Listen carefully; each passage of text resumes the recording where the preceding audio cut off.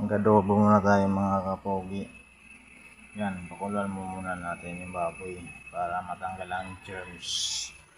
Yan. Bawang, luya, sibuyas, asin,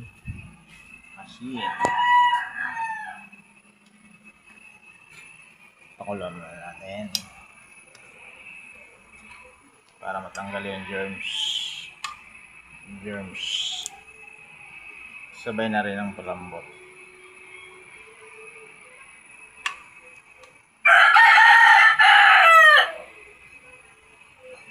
Sabay na rin palambot.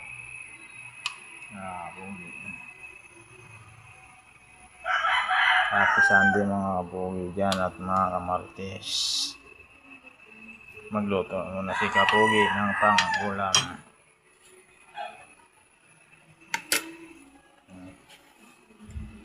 Aki, gising nga.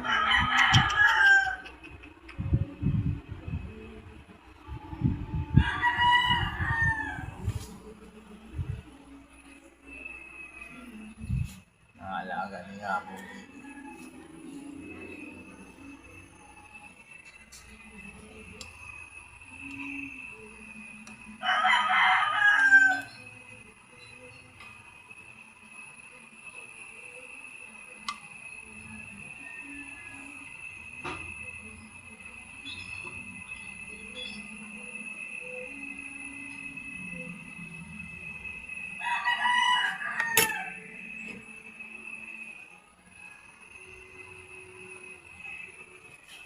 Lambutin muna natin.